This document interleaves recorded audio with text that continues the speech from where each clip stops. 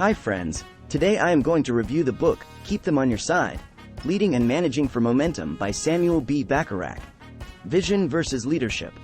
Your company has a new leader, and he or she describes a beautiful vision of the organization's potential. The leader makes promises, but in the end, nothing changes. You almost certainly have experienced this scenario, because it happens all the time. It illustrates one of the main pitfalls for leaders. You may think leadership is about vision, but it's really about action. If you can't get people to put their time, energy, and resources into your vision, you can't lead. Good leaders go beyond coming up with ideas. They act and pull others along with them. They create and sustain momentum. Competencies for action. To be this sort of leader, develop and practice 2 competencies. 1. Political competence. Understand the political realities of your organization, what you can and can't do, and who the key players are.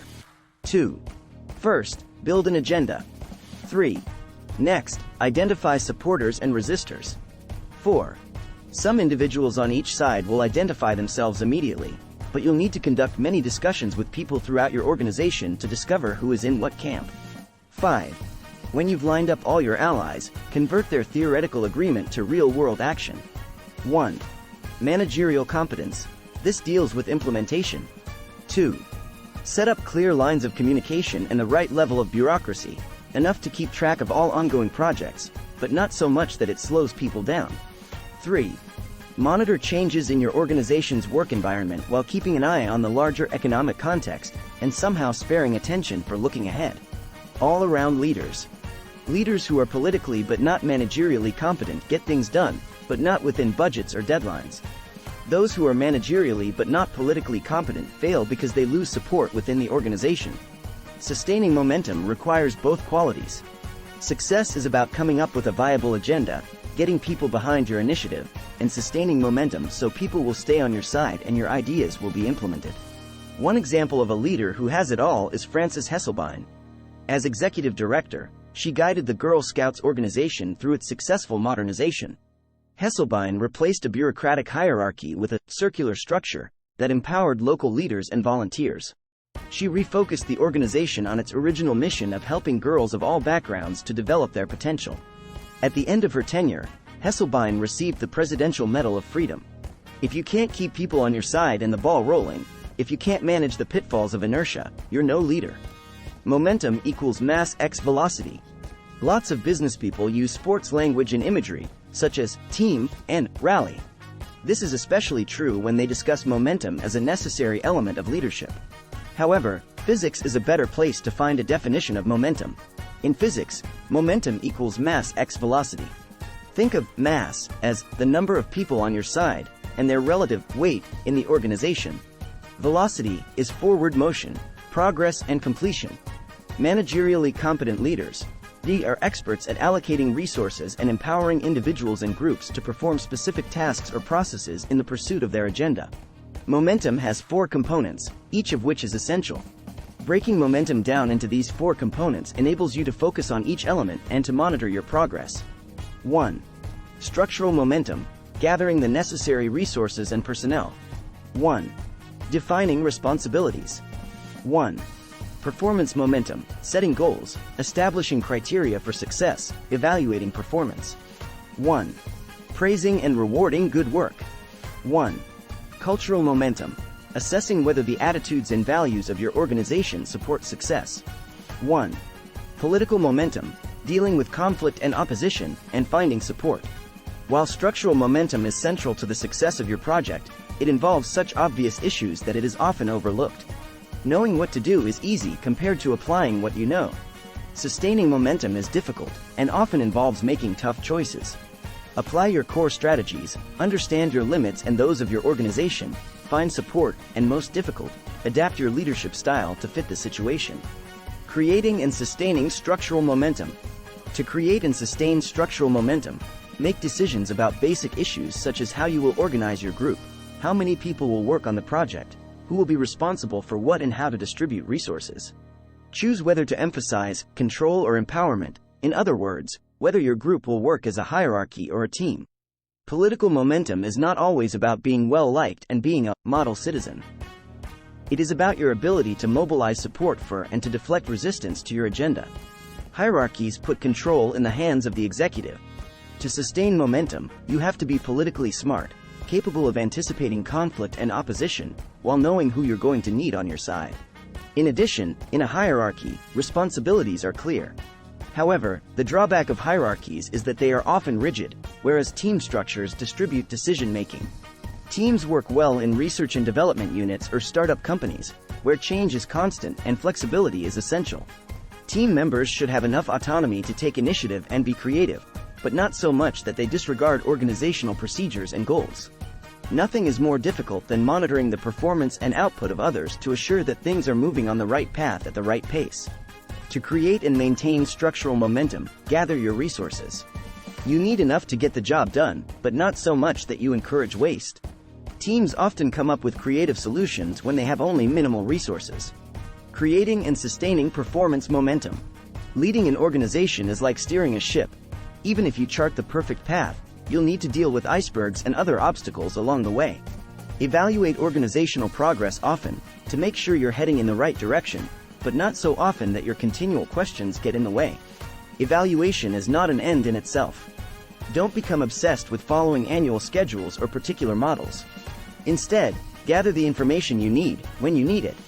Bottom-line indicators are measures that allow an organization to maintain a competitive advantage. These measures include productivity, quality, and innovation. Understand your subjective bottom line. What are you measuring, and why?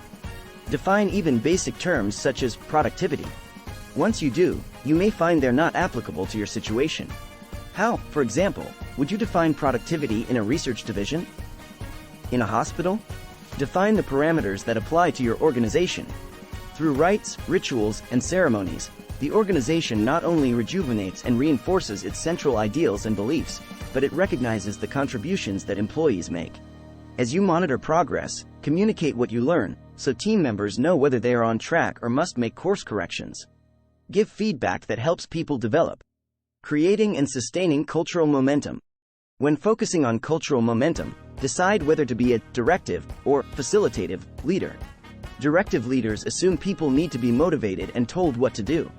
They design strategy and decide who should do what, why, when, and how.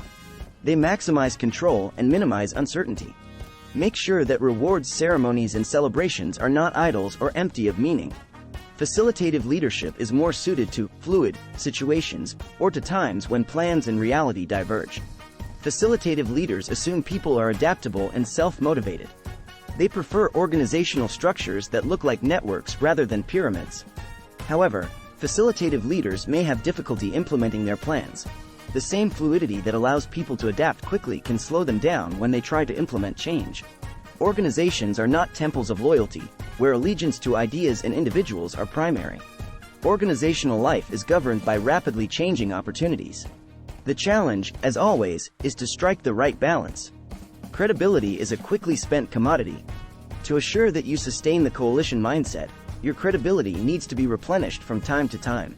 People respond to two kinds of motivators. 1. Extrinsic, material goods, such as money. 1. Extrinsic motivations are tangible, physical items. 2. Intrinsic, the pleasure inherent in the activity itself, doing a job well or solving a difficult puzzle. 2. Intrinsic motivations are intangible, such as emotions. Using some kind of extrinsic reward system is essential. If you don't pay people, they won't work. However, putting too much emphasis on external rewards produces an individualistic culture of exchange and calculation. Intrinsic rewards motivate people to go beyond what they'll do for money. To encourage people, address their 3 critical socio-psychological needs. 1. Learning, solving problems. 1. Affiliation, being part of a group. 1. Reaffirmation, receiving social reassurance or public recognition of their unique achievements. A healthy culture balances these needs. Learning can't take the place of doing. Group identity should not drown out individual identity. Affirming people's strengths should not replace constructively criticizing their weaknesses. Establish stories, rituals, models, and rewards to reinforce your organizational culture. Creating and sustaining political momentum. No matter how carefully you plan, situations change and challenges emerge. People fight change. Organizations are made up of shifting coalitions. Build and monitor yours. Take stock of who is on your side. Regularly remind your allies of the values and vision you share. Demonstrate your credibility and take an optimistic approach to keep up the spirits of those around you. Watch out for the growth of counter-coalitions. If opposition emerges, control your reflex to squash it right away. Instead, guide its expression. Answer questions and incorporate those who oppose you into your side. If the opposition moves beyond verbal disagreement into outright conflict, use a mix of hard tactics, such as threats, and soft tactics, such as persuasion. However, don't get bogged down in excessive consensus building. You don't need everyone on your side. That's a waste of time and energy. Takeaways. 1. Leaders need more than vision. They must be able to persuade others to act. 2. Keep your followers on your side and headed in the right direction. 3. Momentum is crucial to executing organizational vision. 4. Momentum isn't a mysterious or monolithic force. 4. Its 4 components are structural, performance, cultural, and political momentum. 5. Create structural momentum by designing your organization appropriately and providing essential resources. 6. Create performance momentum by monitoring organizational activity. 7. Create cultural momentum by rewarding employees, satisfying their need to learn and making them feel part of a larger group. 8. Create political momentum by monitoring opposition and dealing with conflict. 9. Change your leadership style to match organizational and situational demands. 10. Use moderation in all things. 11. If you enjoyed watching our content and want to stay updated with our latest videos, we'd greatly appreciate it if you could subscribe to our YouTube channel. 11. Your support truly means the world to us. Thank you so much for tuning in and watching.